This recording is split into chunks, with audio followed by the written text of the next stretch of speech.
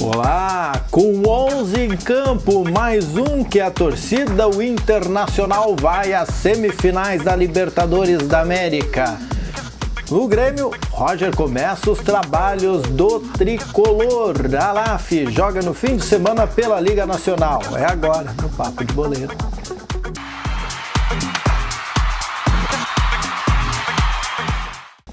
Hoje é quinta-feira. Os colorados hoje estão felizes da vida, mais tranquilos, é verdade. Nós vamos começar falando da LAF, para daqui a pouco entrar no Internacional.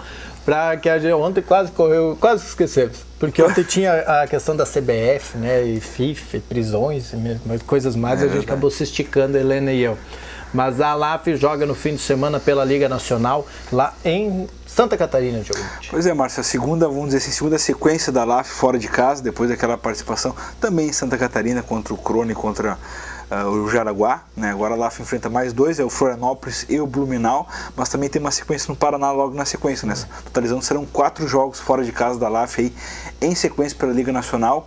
É uma sequência forte aí, que até a gente comentava com o técnico Giba uma vez, falando em off após uma partida, ele falou: pô, tá meio encaminhada a classificação, quem sabe, né, Giba, alguns pontos conquistados em casa, depois a vitória contra o Corinthians e tal, a LAF se encaminha para uma vaga merecida e tal, de repente até surpreendente. Ele falou: não, a gente tem uma sequência forte ainda fora, e esses pontos conquistados agora talvez nos segurem com os pontos que possam não vir jogando fora de casa. Então a LAF começa essa maratona aí com condições de vencer, a gente já mostrou isso em quadra, venceu adversários muito mais superiores, mas o certo é que jogando fora a LAF vai ter alguma dificuldade sim, principalmente com a questão do Blumenau, que é uma equipe que vem crescendo na competição e pode impor sim dificuldades ao time lajadense. Os dois jogos, lembrando, lá em Santa Catarina, Florianópolis, depois Blumenau, os dois jogos pela Liga Nacional, onde a LAF, por enquanto, está muito bem, obrigado, né? Se pensar que é um time estreante. Exato. Na verdade, o elenco montado pela LAF surpreendeu a todo mundo, né? A gente esperava que a LAF pudesse sim fazer uma campanha mediana na Liga Nacional, quem sabe buscar uma classificação, que já seria um feito, mas a LAF briga na parte alta da tabela, então isso que realmente deixou bastante animador o torcedor e tal, e a questão de apoio e tudo mais. Eu acho que a LAF surpreende dentro de quadra pelo elenco e pela organização tática imposta pelo time, pelo próprio treinador técnico Giba. É isso aí, nós vamos ficar na torcida e também acompanhando da melhor forma para que você fique informado, né? Por aqui também, lá pelo Jornal Informativo do Vale. Diogo Botti, o Roger começa a mostrar ao que veio para o tricolor, ou por que veio para o tricolor, e tem focado o treinamento em questões bastante pontuais, tipo acertar o gol. É verdade, Márcio, eu acho que é um dos problemas que o Grêmio tem aí, desde a saída do Barcos, provavelmente dito, né, que o Grêmio tinha 2 centroavantes matadores, era o Barcos e o Marcelo Moreno. Os dois saíram em menos de um mês, né? Isso deixou uma lacuna muito grande que, com a chegada de alguns reforços, como o próprio Brian Rodrigues, não conseguiu suprir essa ausência de gols e tal, de estar efetivamente marcando, que daria uma tranquilidade maior para se trabalhar. Certo que o Roger começa um trabalho visando a parte tática, ele precisa... Qual é o Grêmio que o Roger vai montar? Que tipo de Grêmio é esse que a gente pode esperar aí, de repente, já para esse jogo de final de semana contra o Goiás, que é um jogo bastante perigoso, vamos dizer assim, porque o Grêmio vai estar jogando fora, né? O Goiás vem numa sequência boa, é um líder do campeonato, né? Ainda que seja apenas a 4ª rodada. O certo é que o Grêmio, com o técnico Roger, vai precisar se readequar, né? O Grêmio precisa sair da mesmice que tinha com o Filipão e buscar saídas dentro do próprio grupo que já existe lá. A gente sabe que os reforços talvez cheguem, mas serão pontuais. Fala-se na volta do Fernandinho, que é um jogador que está emprestado a um time italiano e pode retornar agora no 1º de julho, né? Seria um reforço aí, assim, de peso dentro das limitações do Grêmio de ataque, mas um jogador de lado, né? Não é um jogador que pode efetivamente atuar como centroavante, é um jogador que municia o ataque e já atuando até como articulador. Então, o que esperar desse Grêmio do Roger? A gente vai, agora a semana aí os treinamentos estão acontecendo e tal, tem priorizado a questão de finalização, tá mexendo no grupo ali, Felipe Bastos pode aparecer atuando numa posição mais avançada, para aproveitar o seu chute forte, seu chute certeiro que ele tem, que a gente sabe disso. Então vamos esperar para ver o que esse Grêmio aí que o Roger está montando, que surpresas vai ter, ou se não verá nenhuma surpresa, vai manter apenas a mesma escalação que vinha jogando. O certo é que o Grêmio precisa se reventar para, quem sabe, aí voltar a se crescer, ganhar confiança e tal, e possa subir na tabela de classificação do Brasileiro. É evidente que o Grêmio pode passar pelo Goiás, mas o Roger podia ter mais sorte, né? Podia pelo menos ter um joguinho aqui, inicial, 5 minutinhos mais ou menos. Pois é, né? Aí o Goiás que é chato pra caramba e lá. É, complicado, mas eu acho que o Grêmio tem condições de ganhar sim. O Goiás não é tudo bem ganhando do Palmeiras em São Paulo, mas o Palmeiras também está se arrastando, né? A gente sabe que o Palmeiras ontem, por exemplo, empatou com o Asa, 0-0, né? O jogo pela Copa do Brasil em São Paulo. Então, o Grêmio, quem sabe, pode ter alguma chance de, por que não, ganhar uma moral a mais ganhando o atual líder do campeonato. É isso aí, a gente vai amanhã dar mais detalhes, quem sabe aí o seu Roger já anuncia o time que vai entrar em campo neste fim de semana lá no Serra Dourada pelo Campeonato Brasileiro, que o Grêmio disputa, assim como disputa também a Copa do Brasil. Falando em Copa, ontem à noite os colorados fizeram a maior lotação, o maior público, né, do Beira-Rio desde que ele está remodelado. 44.665 pessoas dentro do estádio Beira-Rio, uma grande festa internacional, acabou confirmando a sua passagem para as semifinais da Copa Libertadores da América, um jogo complicadíssimo contra o Santa Fé. O Inter acabou fazendo seu gol logo aos 2 minutos, que deixou igual a partir dos 180 minutos, né? Aí foi para o ataque, não se achou no primeiro tempo, o adversário foi bastante superior, muitas atrasadas para o goleiro Alisson, que teve que se virar muitas vezes com os pés, e acabou até num choque o jogador cortando a boca aí, mas o Inter foi na garra mesmo. Nisso teve um certo momentinho ali que ele deu um susto na torcida. É verdade. Ele conseguiu dar 2 bolas para o adversário. O Inter passava 5 passes e 4 era para o goleiro, né? Então não dava, né? Então o Inter conseguiu se conter nesse primeiro tempo, abriu o marcador. Aí na segunda etapa, assim, aí voltou com...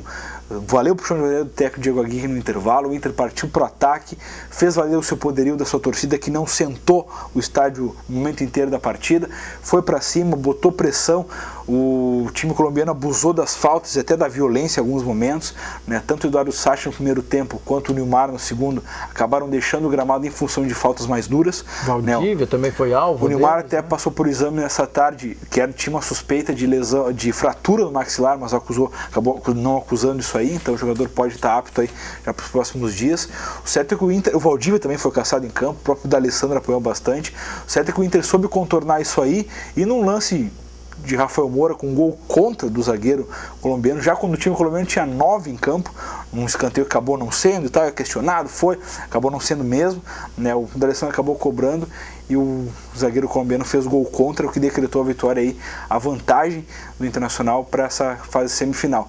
Aguardava o Cruzeiro, esperou até as 10 horas da noite, meia-noite ali, e o que deu? O que deu? O Cruzeirinho levou um laço do River Plate, 3-0 em casa. Os argentinos vieram aqui e mostraram que não se ganha lá na Argentina, e fica impune. É verdade, o Cruzeiro tomou um laço, realmente foi 3-0, impiedoso, assim, a gente, retornando de noite, assim, ouvindo o rádio, né, acompanhando, um repórter de uma rádio de Minas Gerais, de Belo Horizonte, comentou o jogo, né, ele estava falando assim, tipo, o Cruzeiro não viu a cor da bola. Não, né? É verdade. E até questionado por alguns jogadores gaúchos, próprio do Inter, tem Leandro Damião, tinha o Williams, tinha o Paulo Fabrício, que acabou ficando no banco, não se firmou ainda lá no time do Cruzeiro.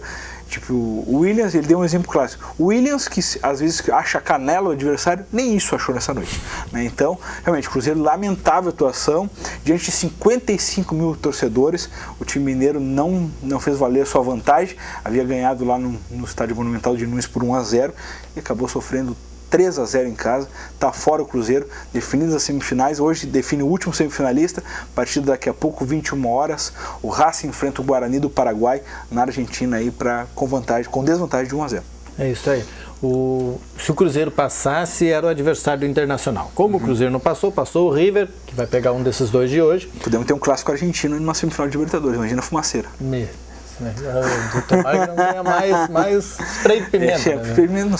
Só a beleza da torcida tá bom, né? É isso aí. E então o Internacional vai pegar o Tigres do México, que é o time do Rafael Sobis e que tem sido a sensação da Copa Libertadores. Um time bastante organizado, um time que o Sobis tem feito a diferença, né? No jogo de terça-feira contra o Emelec, o Sobis fez um dos gols e deu o passe para outro gol, então vem em ótima fase o ex-colorado, que sabe ganhar Libertadores, né? Com a camisa do Inter já ganhou 2. É isso aí. Né? Então, quem sabe levar o time mexicano para um inédito título, né, que até hoje um time mexicano ainda não conquistou dessa junção da CONCACAF com a Conmebol. Então a gente espera aí, mas o Inter tem mostrado uma vontade acima do normal para conquistar essa passagem para a final e quem sabe não buscar com o título, já que hoje o Brasil, o Internacional é o Brasil na Libertadores, né? É isso aí. E o torcedor colorado que fez bonito ontem de noite vai ter que fazer bonito, vai dar uma folga agora a Libertadores, volta depois. Exatamente, agora tem a Copa América, a Libertadores deve voltar no dia 13 de julho. E o Internacional, o torcedor, que é o que eu vinha falando, vai ter que fazer bonito primeiro aqui e depois vai ter que assistir porque o jogo segundo é lá. Exatamente, o Inter teve 3 adversários à frente dele na primeira fase da Libertadores, que era o primeiro foi o Boca, o segundo foi o Tigres, o terceiro o Corinthians e depois o Inter, né? 2 desses aí já caíram e o Tigres é o time que está à frente do Inter, então a decisão é no México. É isso aí, mas isso é assunto para depois da Copa e tal, da Copa América, enfim, a gente vai acompanhar e você vai ficar sabendo. Agora nós vamos ver os gols, os 2 gols que deram garantia ao Internacional para chegar a esse jogo contra o Tigres. Primeiro o Juan, cedinho, ele 2 minutos de jogo. Quando deu 2 minutos e marcou, o pessoal pensou, vem vai goleada. Ser 5, né? Vai ser 5 nada. 5 minutos de pressão e o resto de desespero. Deu. O segundo veio lá no finalzinho do segundo tempo, 37 minutos do segundo tempo com o Rafael Moura. Dá uma olhada aí nesses gols.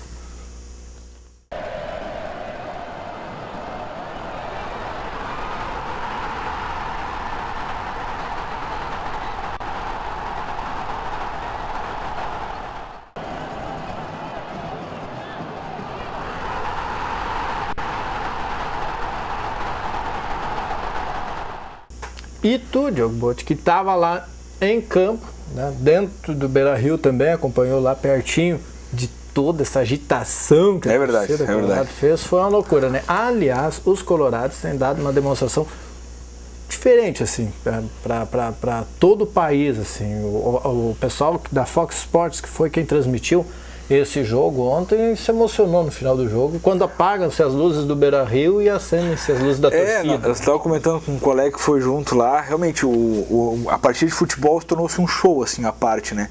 Essa questão de integração de torcida com o time é muito bacana, que a gente pôde notar depois da partida, os jogadores continuaram em campo, né? Houve essa questão de apagar-se as luzes e tudo mais, aquela luzinha do celular, e os jogadores estavam no meio do campo ali, o Alessandro comandando torcida, agitando camisa e tal, então eu acho que o clima é muito propício para o Inter, de repente, nessa fase de Libertadores. Claro que tem essa pausa aí, que até certo ponto vai ser bom para o Inter recuperar os seus lesionados, né, dessa batalha campal que foi contra o Santa Fé. Então a gente aguarda aí que o Inter volte com força total após a Copa América. Lembrando que as 2 conquistas do Internacional e Libertadores teve um intervalo, né? Só que as 2 foram intervalo de Copa do Mundo. É isso aí. Além desse jogo de luzes que está sendo feito no Beira-Rio, assim, em jogos bem importantes como o de ontem, a torcida do Internacional também tem feito a tal do túnel vermelho, né, a estrada vermelha, Ruas de Fogo, que é o que tem chamado muita atenção, não só dos torcedores colorados, irritados gremistas, emocionados jogadores e também empolgado o resto do país, que cada vez que dá isso vira notícia na televisão e chama muito atenção. É verdade, é uma adrenalina diferente, até a gente fica imaginando o que passa na cabeça dos jogadores, né? O que passa na cabeça dos jogadores formados no Internacional, como o próprio William, o Rodrigo Dourado, o próprio Sacha, o próprio Nilmar, que é um jogador experiente, mas que também foi cria do Inter. O que será que passa na torcida, na cabeça dos jogadores, tendo essa responsabilidade de responder em campo, vamos dizer assim, esse anseio do torcedor, né? É bacana, eu acho interessante, para dar essa motivada a mais, assim, o Inter realmente tá mostrando que tá com liga esse ano. Vive um bom momento. Nós voltamos amanhã, depois do Redação Informativo, para falar sobre a rodada do fim de semana. O Botti, nós tivemos mais jogos ontem. Tem um placar? Não tem placar? Tudo desmarcado aqui, Marcelo. Não, olha. Só Libertadores, então. Inter 2, Santa Fé 0, Cruzeiro 0, River Plate 3. Esses foram os resultados pela Libertadores. Amanhã a gente fala aí de Campeonato Brasileiro, Série B, Série A, o que tem no fim de semana e tudo mais. Depois do Redação Informativa. Até mais. Abraço.